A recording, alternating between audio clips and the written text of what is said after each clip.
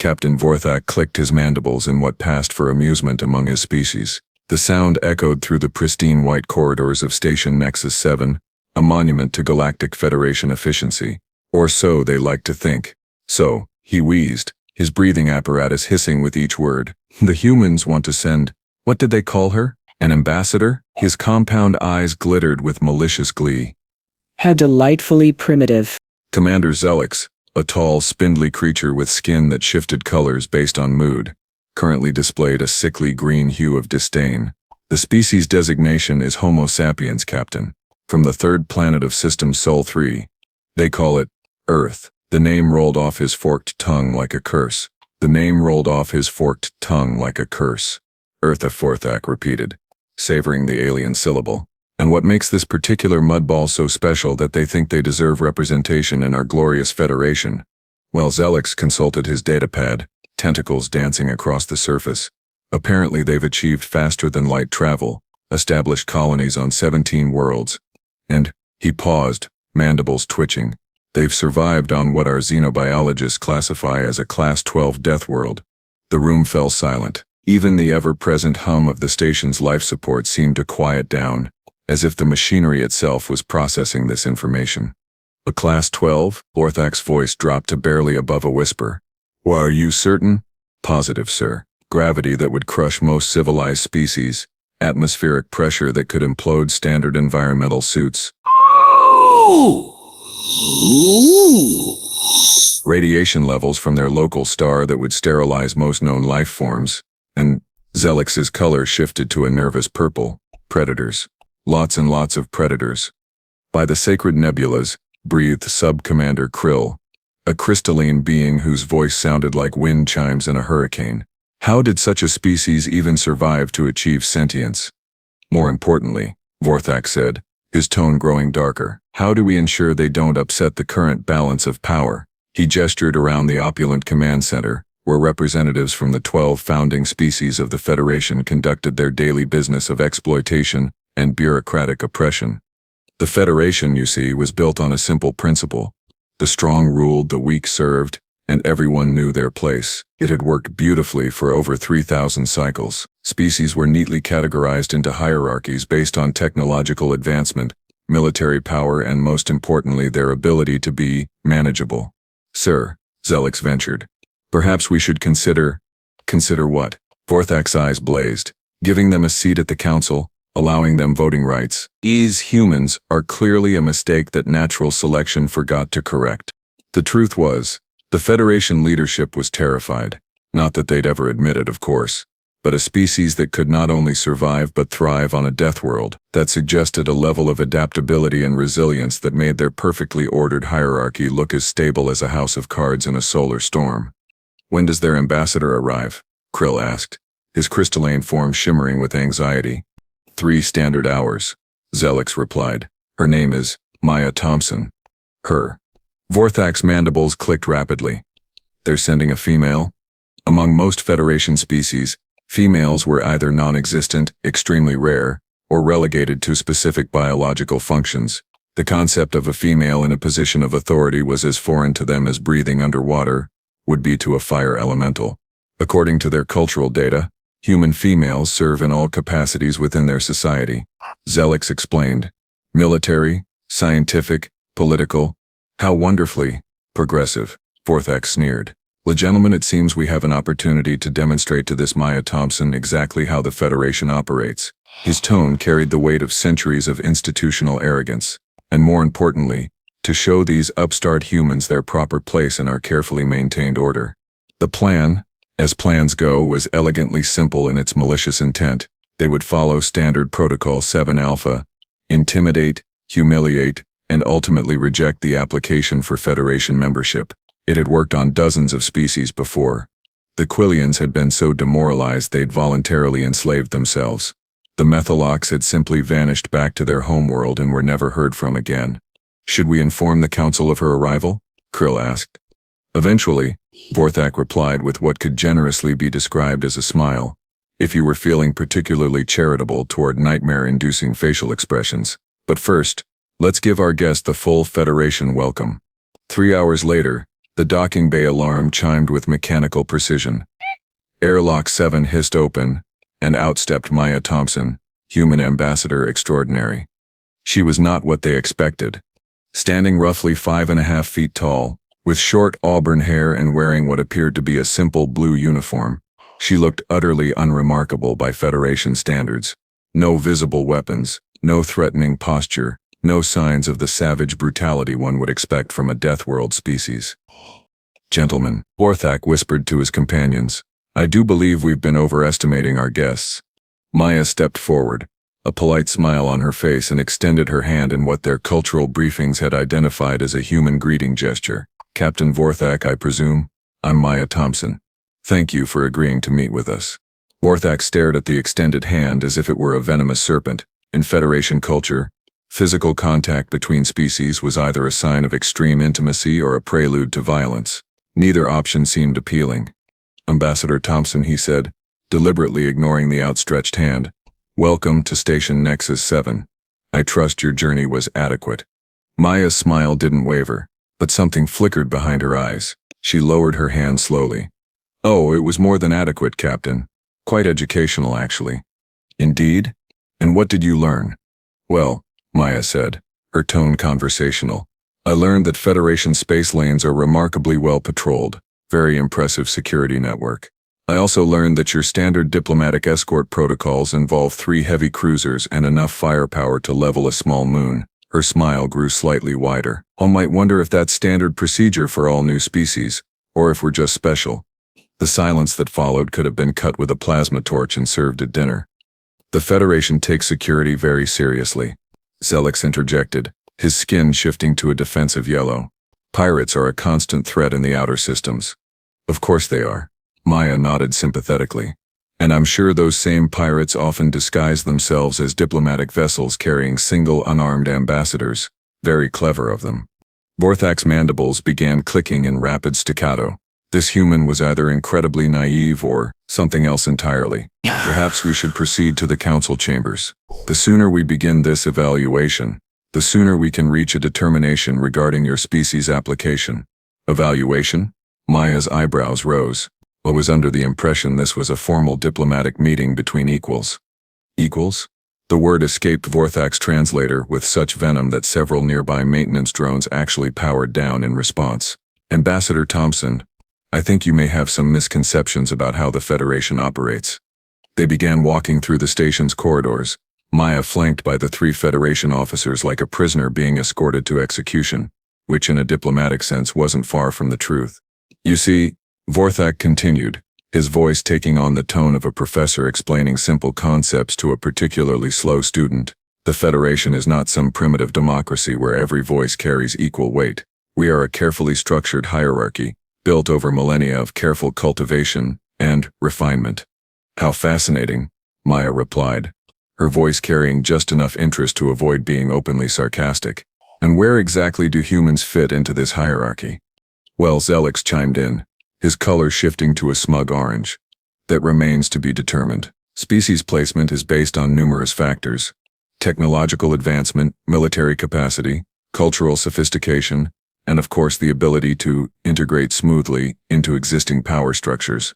They entered a vast chamber dominated by a circular table with 12 ornate seats. 11 were occupied by beings that looked like they'd been designed by committee to represent every possible nightmare that evolution could produce. The 12th seat, Maya noticed, was notably smaller and positioned slightly lower than the others. "The Council of Founding Species," Vorthak announced with obvious pride. "Each representative here speaks for billions of citizens across hundreds of worlds." Maya nodded politely. "Impressive, and I assume that smaller chair is for me." The petitioner's seat confirmed a being that looked like a cross between a jellyfish and a filing cabinet. "It is traditional." "How wonderfully traditional," Maya said, settling into the diminutive chair with grace. "I do love traditions. On Earth we have a tradition too. We call it treating guests with basic respect. It's quite novel, really." The temperature in the room seemed to drop several degrees. "Ambassador Thompson," Vorthak began, "perhaps we should establish some ground rules for this proceeding. This is not a negotiation between equals. This is an evaluation of your species' worthiness to join our organization. The Council will ask questions, and you will provide answers. The Council will ask questions, and you will provide answers. The Council will ask questions, and you will provide answers. Based on your responses, we will determine what level of membership, if any, your species merits. What level of membership? Maya leaned forward slightly. Could you elaborate? A creature that resembled a praying mantis crossed with a tax auditor consulted its datapad. The Federation recognizes 7 tiers of membership. Full members enjoy voting rights, trade privileges, and territorial sovereignty. Associate members have limited voting rights on issues directly affecting their species. Provisional members may participate in certain trade agreements under supervision. And the other 4 tiers? Maya asked, though something in her tone suggested she already knew the answer. Protectorate status involves Federation oversight of planetary governance. Tributary status requires regular payments to the Federation for the privilege of protection. Labor contractor status involves the provision of workers for Federation projects. The Manus creature paused, and resource allocation status involves, well, the name is rather self-explanatory. Maya sat back in her chair, her expression thoughtful. So to summarize, join as equals, join as inferiors, or join as slaves. Did I miss any options? There is, of course, always the option of declining membership entirely, Vorthak said with false benevolence. Many species find that the isolation and lack of protection that follows is character building. How generous of you to provide that option, Maya replied.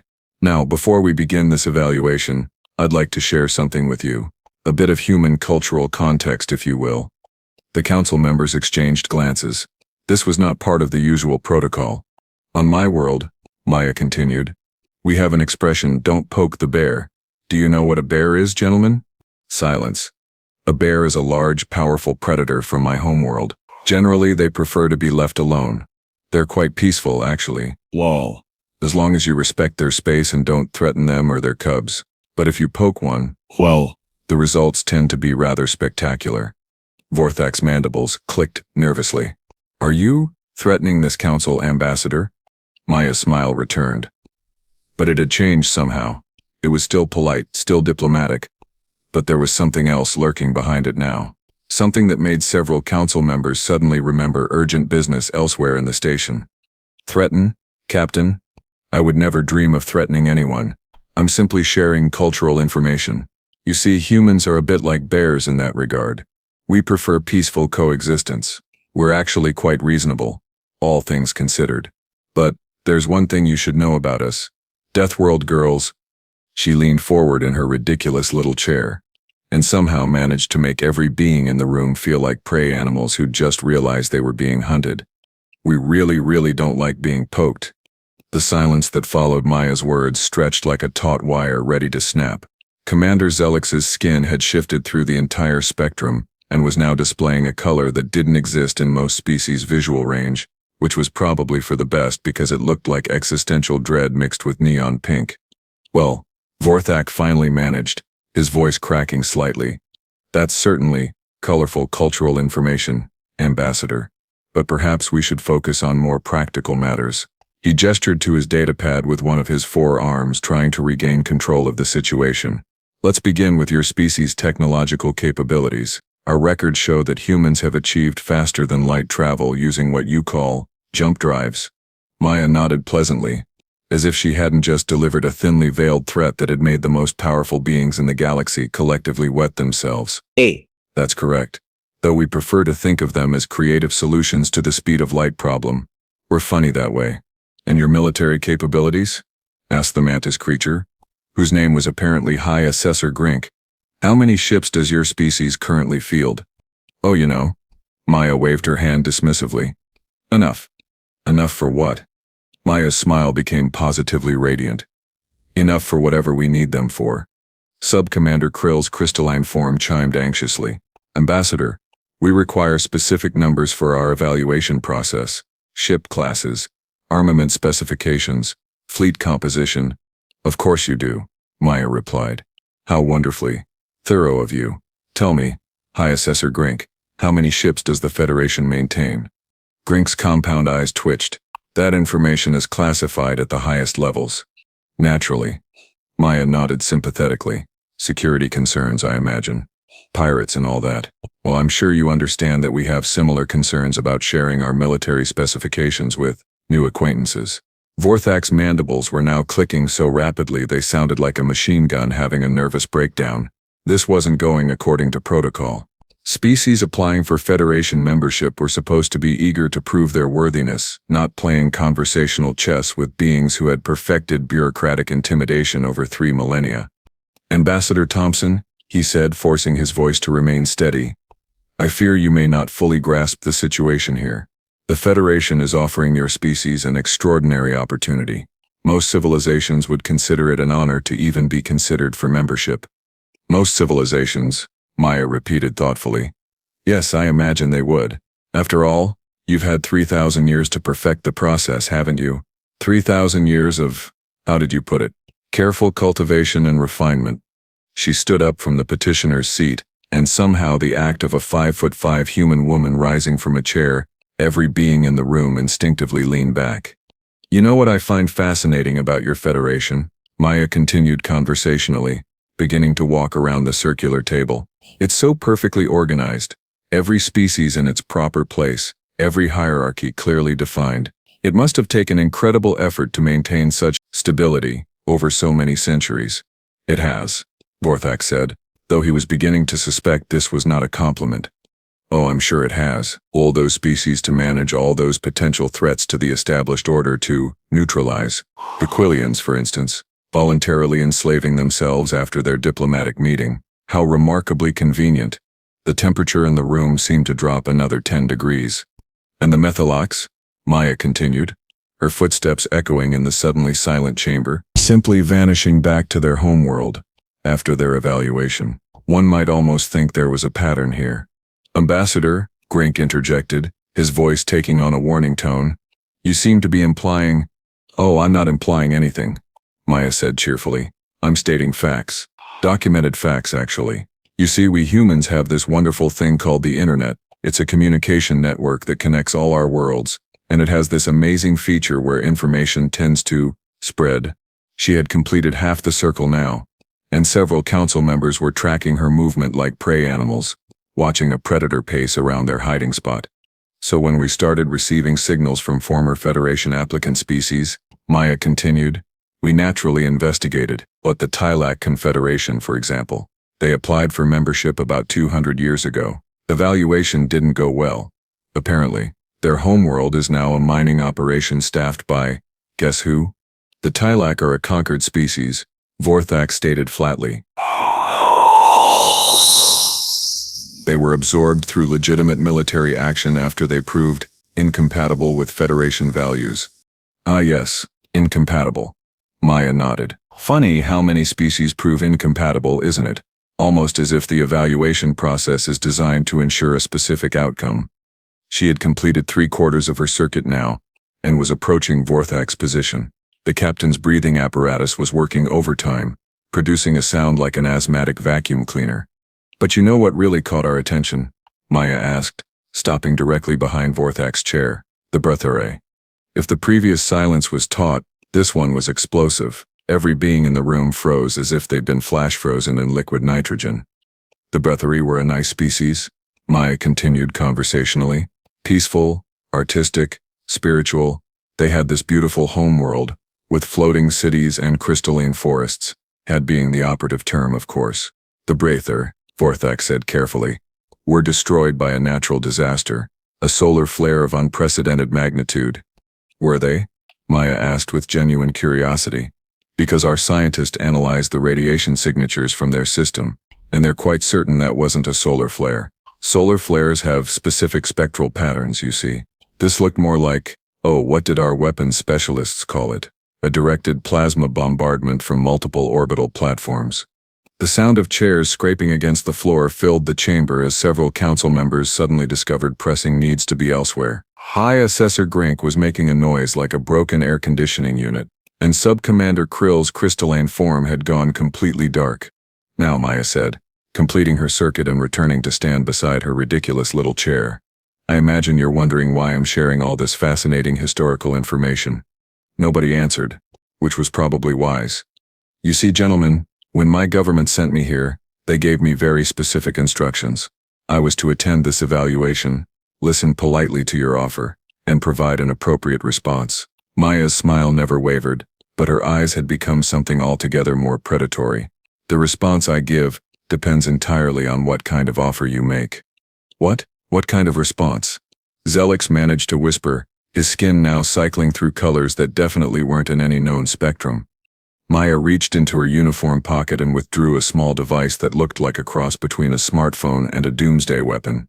Well, if you offer us genuine partnership, mutual respect and a seat at the table as equals, I send a nice diplomatic message home saying we've found some new friends. She held up the device and every being in the room found themselves staring at it as if it were a loaded gun, which, in a sense it was. But if you try to intimidate us, humiliate us, or place us in some subservient position in your carefully maintained hierarchy, Maya's voice dropped to barely above a whisper, and somehow that made it more terrifying than if she'd been shouting. Well then I send a different kind of message. What kind of message? Vorthak croaked. Maya's smile became absolutely radiant, the kind that activates the 47 stealth ships currently positioned around this station. The kind that signals the battle fleet stationed just outside your sensor range, and the kind that begins what our military calls Operation Righteous Fury. She paused thoughtfully. It's named after one of our historical figures, a human female, actually. She had some very innovative ideas about dealing with bullies. The device in her hand began to emit a soft, pleasant chime. A countdown timer had appeared on its surface, and it was currently displaying 0 hours 4 minutes and 37 seconds, and decreasing. You have approximately 4.5 minutes to make your choice, gentlemen, Maya said conversationally. Full Federation membership with all rights and privileges, or, she shrugged. Well, let's just say that humans have gotten very, very good at removing obstacles to our expansion. You're bluffing, Vorthak declared, though his voice lacked conviction. No species would dare attack a Federation station. The retaliation would be devastating, Maya suggested helpfully. Yes, I imagine it would be, for someone. 4 minutes, she added, glancing at the timer. This is preposterous, Grink shrieked, his voice reaching frequencies that made the station's hull vibrate. The Federation has maintained peace for 3 millennia. We will not be threatened by some upstart Deathworld species who— His words were cut off as every light in the station suddenly dimmed, and a low, thrumming vibration began emanating from the walls themselves. Oh dear, Maya said with mock concern. That would be our electronic warfare specialists. They're quite talented, really. Did you know that most Federation systems have absolutely terrible security protocols? It's almost as if you've never encountered an adversary capable of sophisticated cyber attacks. The main display screen flickered to life, showing a tactical readout of the station's surroundings. Where space had been empty moments before, dozens of contacts now appeared, surrounding Nexus 7, in a perfect sphere. 3 minutes, 30 seconds, Maya announced cheerfully. How? Zelix whispered. Our sensors didn't detect anything. Stealth technology, Maya explained patiently. Another one of those creative solutions we Deathworld species are famous for. Turns out that when you spend your evolutionary history hiding from predators that can see in 17 different spectrums, you get quite good at not being seen. The station shuddered suddenly, and an automated voice began speaking in what sounded like 12 different languages simultaneously. Warning. 1E unauthorized vessels detected. Defensive systems offline. Evacuation protocols initiated. 2 minutes, 45 seconds, Maya noted. Vorthak was making a sound like a deflating balloon filled with despair. What do you want? I told you what I want, Maya replied patiently. Full Federation membership, voting rights, trade privileges, territorial sovereignty, and one more little thing. What? Maya's smile became positively carnivorous. A formal apology, from each of you, for your behavior during this meeting. You can't be serious. 1 minute, 30 seconds, Maya said, consulting her device. And yes, I'm absolutely serious. You see where I come from, when you invite someone to your house and then try to cheat them, intimidate them, or make them sit in the kiddie chair, we consider that rather rude. The station was shaking continuously now, and the lights were flickering in patterns that suggested the entire power grid was having some kind of electronic seizure. Choose quickly, gentlemen, Maya advised. Because in about 60 seconds this station is going to become a very large piece of space debris, and you'll all become object lessons in why you don't mess with Deathworld girls. Vorthak looked around the table at his fellow council members, all of whom were displaying various species-specific signs of abject terror. He looked at the tactical display showing the impossible number of ships surrounding their supposedly impregnable station. He looked at Maya Thompson, human ambassador extraordinary, who was standing there looking like butter wouldn't melt in her mouth while casually threatening to end 3,000 years of galactic civilization. 30 seconds, Maya announced. Full membership, Vorthak shrieked. Full membership with all rights and privileges, territorial sovereignty, voting rights, everything. And, Maya prompted. And we apologize. Grink added frantically. We deeply, profoundly apologize for our behavior. We're sorry, Zelix wailed, his skin now displaying a color that could best be described as terrified rainbow. So very, very sorry, Krill chimed desperately. Maya looked at her device. The timer read 0 hours, 0 minutes and 5 seconds. She pressed a button. The countdown stopped. Apology accepted, she said brightly. Welcome to the new Federation, gentlemen. I think you're going to find it a much more interesting place from now on. The lights stopped flickering. The station stopped shaking. The tactical display showed the mysterious ships beginning to power down their weapon systems. Maya tucked her device back into her pocket and smiled at the group of traumatized alien bureaucrats who had just learned a very important lesson about the dangers of poking sleeping bears. Now then, she said cheerfully, shall we discuss the details of humanity's integration into Federation society? I have some wonderful ideas about improving your governmental efficiency, expanding your territorial boundaries, and modernizing your somewhat outdated approach to diplomatic relations. She paused and looked around the table at the shell-shocked faces of the council members. Oh, and just so we're clear, Maya added with that same sunny smile, every other species you've bullied, enslaved or disappeared over the past 3 millennia, they're going to be getting their freedom back. Consider it a signing bonus for our new partnership. As she settled back into her chair, which somehow no longer seemed quite so small or insignificant, Maya Thompson reflected on how much she loved her job. After all, somebody had to teach the galaxy's bullies some manners, and humans being Deathworld girls and boys were uniquely qualified for the task.